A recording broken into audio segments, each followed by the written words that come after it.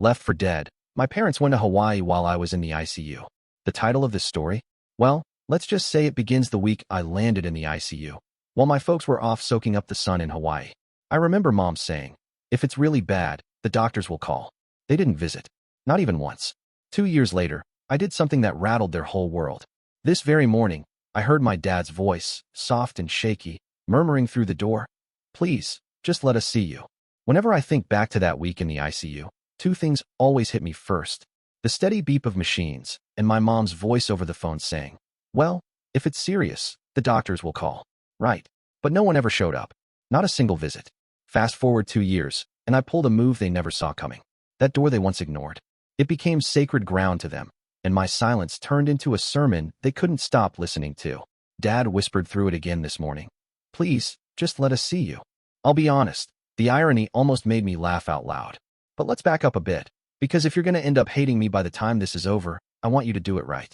You deserve the full picture of just how absurd this all got, starting with the cast of characters. First off, there's me, 25 years old, highly allergic to nonsense, at least on a professional level. Then there's my mom, Rachel. Yep, that's her actual name. Early 50s, obsessed with Pinterest, emotionally MIA, and I'm pretty sure she still believes she's the main character in some mid-2000s Hallmark movie. Before continuing the story, I'd like to ask you to subscribe to this channel so that you don't miss new and interesting stories, and to like and share this video with your friends. Next up, Dad, Kevin. His whole vibe is quiet guy with a patio. His go-to parenting move? Turning up the volume on the TV anytime things got uncomfortable. And finally, there's Hawaii. The golden child I could never quite measure up to. It all started with a headache, nothing crazy at first. Then that headache turned into a full-blown migraine. Next thing I know, I blacked out in a Target parking lot. When I came to, I was strapped to a gurney, and a nurse leaned over me and said I'd had a neurological event. Stroke adjacent, possibly fatal. Real end-of-season cliffhanger stuff. Now, this is usually where the story turns into a Hallmark moment. Family rushing to the hospital, bedside hand-holding, whispered prayers. Not mine. When the doctors said they'd reached out to my emergency contacts, my parents, I braced myself. 1 day passed, then 2, then 3. Still nothing. So I called my mom myself. My voice barely a whisper from all the swelling in my throat. Her response? "Oh, honey, we just got to Maui. I mean, what do you want us to do? Fly back for a maybe?" A maybe. Like I was out here pretending my brain was trying to self-destruct just for kicks. I spent 8 days in that hospital. One of my coworkers sent flowers. My parents? They sent a text on day 4. "Hope you're feeling better. We're swimming with dolphins today." It didn't really hit me until I was back home alone, trying to recover, spooning canned soup on the couch with arms that barely worked. They never came. Not even once. Didn't ask how I was getting food. Didn't check if I could drive. Their voicemail was filled with the sound of crashing waves and subtle jabs. So, I did what any emotionally scorched adult would do. I blocked them. Took down every photo. Updated my emergency contacts. Let them carry on with their beachfront fantasy and curated Instagram denial. But then last month, something changed. Something big. I made a move that rewrote the script. Here's the thing no one really talks about when you get abandoned during a medical crisis. You start packing boxes in your head. Not real ones, though I did that too later on. I'm talking about the kind you mentally label with "don't trust them with your life" and "do not let them back in." But I guess Rachel and Kevin figured that 2 years was enough time for me to just get over it. Like trauma comes with a built-in expiration date. They started reaching out around Christmas. Emails with subject lines like "Merry Christmas, son," and "We miss you." This from the same people who once sent a text that said, "We're snorkeling with sea turtles. You'll be fine." While I was laid up, pumped full of steroids, wondering if I'd ever walk straight again. No apology. No acknowledgement. Just this vague, "let's move on" energy. So I did exactly that, without them. Until last month, when something landed in my inbox that blew the vault wide open. An attorney's name I didn't recognize, attached to a trust my grandparents had set up before they passed. Turns out Grandma Evelyn, God bless her blunt, chain-smoking, crossword-puzzling soul, never really trusted Rachel. She literally wrote, "Make sure Rachel doesn't get her claws into this," in the margins of her estate binder. So when I turned 25, the lawyer reached out. The inheritance skipped right over my parents and landed squarely in my lap. A fully paid-off house that used to belong to my grandparents, plus enough money to fund a quiet little revenge arc. I read the will twice. Then a third time, just to be sure I wasn't dreaming. But it was real. I was finally free. So, like any emotionally abandoned adult with sudden real estate, I packed up my dingy little rental, moved into Grandma Evelyn's coastal cottage, and changed my number again. And here's the kicker. I listed my parents' address on one of the legal notices they were required to get. Not because I had to, because I wanted them to know. 3 days later, I got my first voicemail from Mom. She was sobbing, rambling, accusing. How dare you not tell us? Followed by, we're family, and something about how they were going to use that money to fix the pool. The pool. These same people left me alone, scared, possibly dying in a hospital bed. Now they wanted to talk about pool renovations. Then came the Facebook messages from distant cousins I hadn't heard from in years. Overnight, I became the family villain. One of them messaged, your mom is devastated. Another added, she says you manipulated Grandma Evelyn. Sure. Right. I'm pretty sure Grandma Evelyn, even 6 feet under, had more mental clarity than my mom did the day I graduated. But this morning? This morning was the cherry on the collapse cake. I woke up to loud knocking, no, banging on the front door. It was them. And somehow, they all had the nerve to look like they were the ones being wronged. My mom was sobbing like someone had just told her Hawaii got wiped off the map. I didn't answer. Just stood in the kitchen, sipping my coffee, calm as ever, while my dad whispered through the door again, please, just let us see you. I leaned against the fridge, took a slow sip, and whispered right back. I waited 8 days. You can handle a few hours. Then I turned on the sprinklers.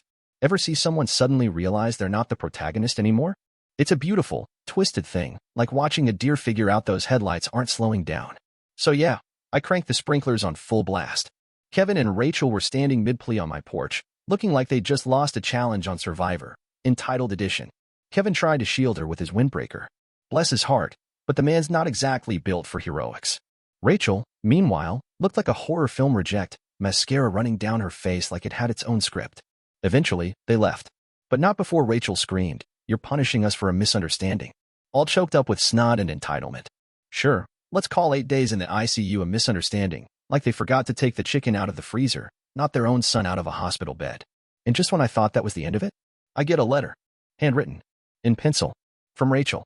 Probably trying to give it that wholesome, mother knows best vibe, like she scribbled it between baking cookies and rewatching Eat, Pray, Love. It was 4 pages of Olympic-level emotional gymnastics. No apology, of course. Just vintage Rachel, guilt-tripping, dodging blame, underlining words like family and forgiveness with the kind of force that could break a pencil. And yes, she actually wrote, Hawaii wasn't even that fun. Right. The zipline photos and coconut cocktails tell a different story. I didn't reply. But I did take a photo of the letter and send it straight to my lawyer, just in case they decided to go full soap opera and contest the will. Spoiler, they did. Later that weekend, I threw a little get-together at Grandma Evelyn's cottage. Nothing big, just a few close friends, some cold beers, a fire pit. Real people. The kind who didn't ghost me mid-stroke to sip my ties. We were roasting marshmallows when my buddy Alex pulled out his phone and said, Yo, your mom's on Facebook Live. I should have stopped him from playing it. I didn't. I watched. There she was, standing on their porch, puffy eyes and all, talking into the camera like she was negotiating a hostage release. We just want to heal, she kept saying. He's always been a sensitive child. Meanwhile, Kevin stood in the background holding one of my old yearbooks like it was a sacred relic. The comments section was a dumpster fire. Half their friends were validating every ounce of their victimhood. The other half? Asking if I was okay. I didn't chime in. Just poured another drink and said, man, that fire's hot. Even though I wasn't watching the fire. That moment, it sealed it for me. They weren't here to apologize. They were here to reclaim something. Their image. Their narrative. Their power. Too bad I'd already changed the locks on the house and on all 3 of those things.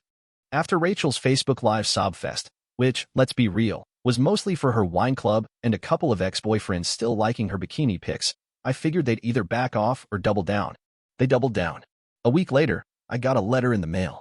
No return address. Just my name in this loopy, try-hard handwriting that looked like it belonged in a middle school yearbook argument. Inside? A formal letter from a law firm. My parents had officially lawyered up. Why? Because they believed the inheritance was unfairly withheld due to emotional manipulation. Let me say that again for the people in the back. They were accusing me of manipulating my dead grandmother into cutting them out of the will. Like I faked a neurological crisis just to butter up G. It was a gaslight speed run, served with a side of flaming crap sundae. Their claim? Intentional emotional alienation, resulting in undue influence. I'm still not totally sure what that legalese means, but I think it translates to. He survived without us, and now our pool dreams are in jeopardy. I called my lawyer. She laughed. Actually laughed. Wheezing, even. Then she said, tell them to get ready to cover court fees they definitely can't afford. But here's the thing. It wasn't the legal stuff that got to me. It was the nerve. The sheer audacity. They couldn't make it to the hospital when I was fighting for my life. But they could sure as hell find the time to sit down with an attorney and cry about how my trauma messed with their finances. So I did something I should have done a long time ago. I opened up the storage unit where I'd been keeping a bunch of Grandma Evelyn's old stuff. Started digging. Pulled out every scrap of paper, every note, every document she ever kept. Handwritten letters, old receipts, printed out emails, because Jean didn't trust screens. She said digital wasn't real. Paranoid? A bit.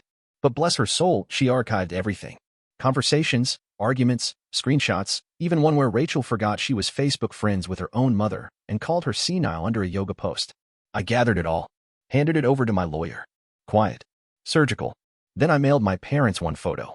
There was this one photo of me and Grandma Evelyn, sitting out on her porch, both flipping off the camera with these giant iced teas in our hands. On the back, I scrawled a little note. You really should have come to the hospital. Maybe then you'd know how to choose your battles. 2 days later, I get an email, not from Rachel, but from Kevin. Subject line, can we just talk? And in the body?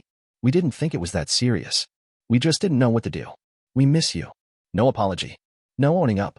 Just a man looking for the emergency exit in the same house he helped set on fire. I didn't answer.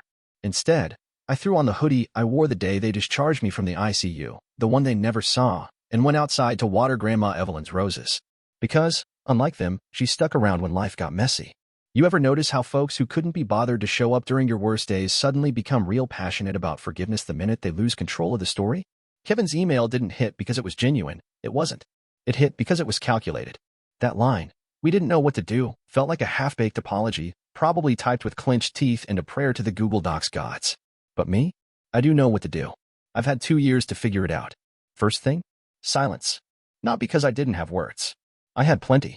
But sometimes the best response is making them sit in the quiet, the same kind of quiet they gave me when I was lying in a hospital bed hooked to machines.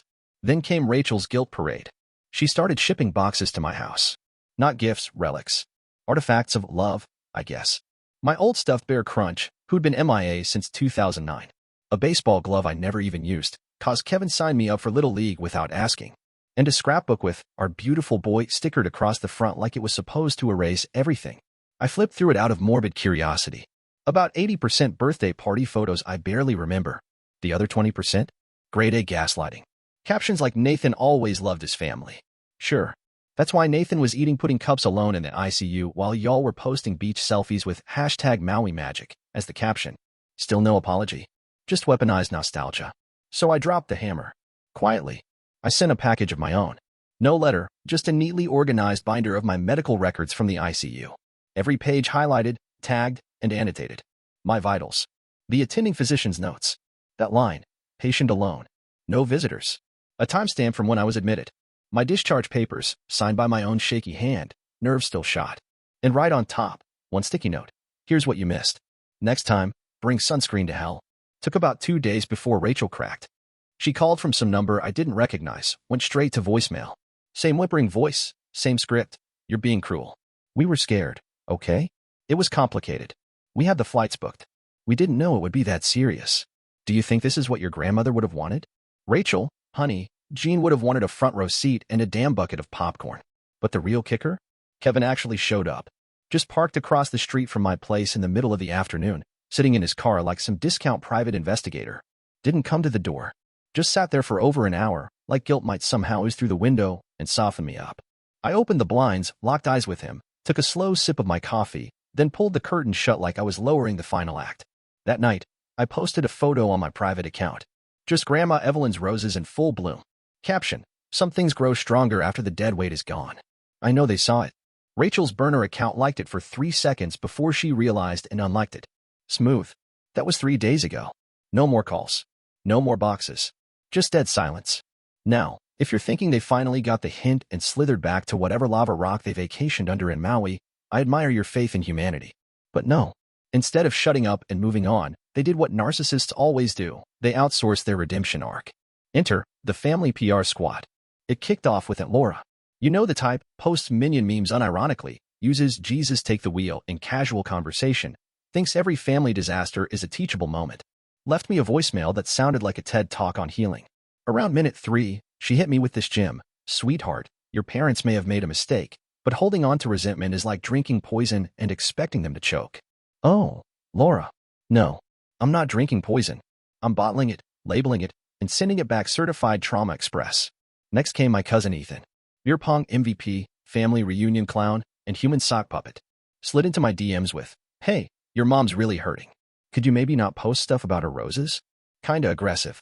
"Ethan, you once vaped during your sister's wedding and asked if Australia had the pyramids. Please sit down and hush."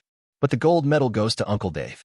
Man sounds like he's narrating a History Channel doc every time he speaks. Sent me a long-winded email titled "Time to be a Man" and actually had the audacity to say, "Real men forgive their mothers, even when they screw up. That's just part of growing up." Cool. So I guess being abandoned in a hospital was just a quirky coming-of-age ritual? Guess I missed the part in Harry Potter where the Dursleys ghosted him while they jetted off to an island resort. But that's about the level of absurd we were dealing with. Somewhere in the mess of it all, a light flipped on in my head. These people weren't trying to make amends, they were trying to manage optics. This wasn't guilt. This was PR triage, brand damage control. So, I stopped responding altogether. Instead, I came up with a new personal policy. If anyone reached out to me about my parents, they got one question in return: "Where were you when I was in the hospital?" Not a single one had an answer worth a damn. Laura said she didn't know.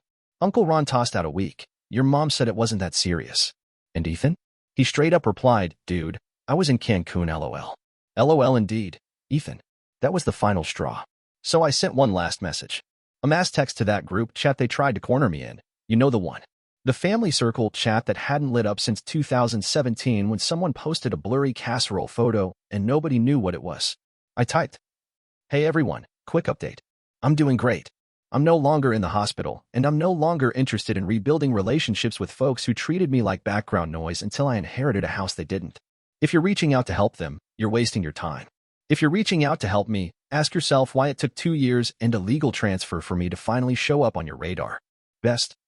The guy you ignored until he became inconvenient. Then I hit leave chat, blocked half of them, and took myself out to dinner. Table for one. Steak, bourbon, and a dessert I didn't split with a soul. Toasted the silence. And I swear to God, it tasted better than anything Rachel ever cooked. So let me set the scene for you. 2 years of silence. A small fortune passed into my hands. Half my family blocked. And me? Thriving, honestly. Got a new job. New therapist. Built myself a circle of real friends. Folks who don't treat trauma like a Pinterest board for personal growth. Brick by brick, I've been rebuilding. Like some emotionally exhausted Bob the Builder with a petty streak and a power drill. But there was one thing I hadn't told anybody yet. I'd been nominated for an industry award. A big one. The kind of recognition I never thought I'd get close enough to even sniff, let alone actually win. It was a formal event. Black tie, catered, live-streamed across the company and its affiliates. Real silverware. Stiff speeches. Shrimp appetizers that acted like they had something to prove. My coworkers knew. My boss, Chris Harris, knew. Even my ex knew. You know who didn't? Rachel and Kevin. Because they don't get tickets to the version of my life that isn't bleeding. But of course, they found out anyway. I should have seen it coming. Rachel's been lurking on my professional LinkedIn like it's scripture, scrolling for loopholes. Someone must have posted a story from the event. Me in a suit, smiling like a man who finally tasted peace and top-shelf whiskey. 2 days later, the wave started. Emails, texts, calls from unlisted numbers. Then somehow, the RSVP system for the event got updated. 2 new names suddenly appeared on the guest list, Rachel and Kevin. Let me make this clear.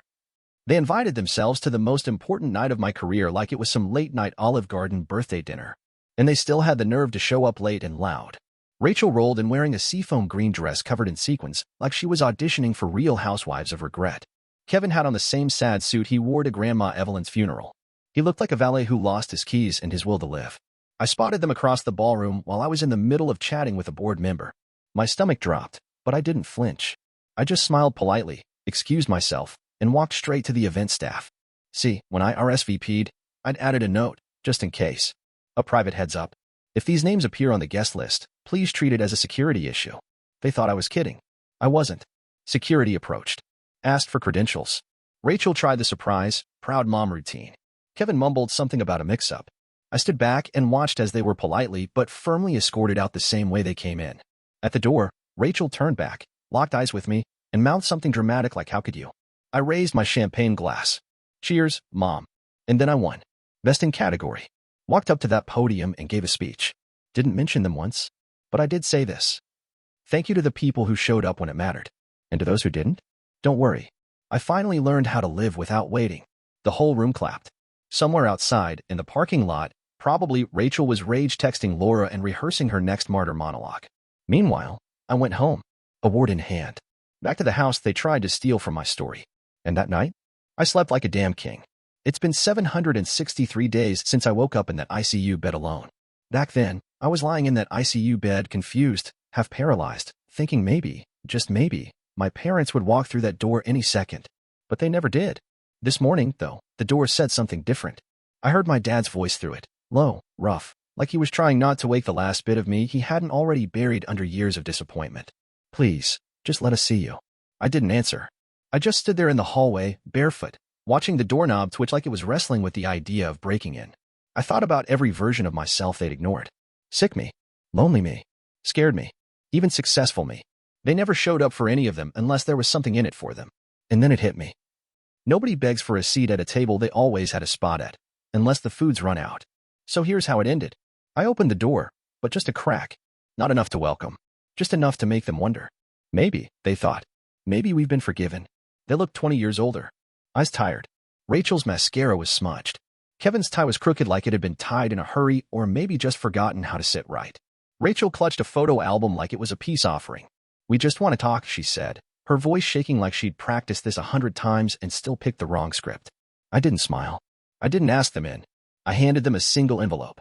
Inside was a notarized letter from my lawyer. A formal, legally binding no-contact declaration. Not a restraining order, yet, but it laid it all out. No calls. No texts. No emails.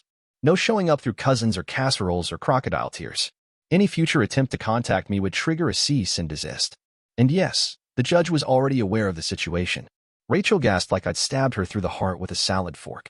Kevin didn't say a word, just stared at the ground like it might open up and swallow him whole. I looked them both in the eye and said 5 words. You left me for dead. Then I closed the door. No yelling. No theatrics. Just a clean, final click. And the silence after? It felt like oxygen after years of breathing smoke. I walked back into the living room. The morning sun was pouring through Grandma Evelyn's lace curtains. The roses she planted were blooming again outside the window. I think she'd be proud.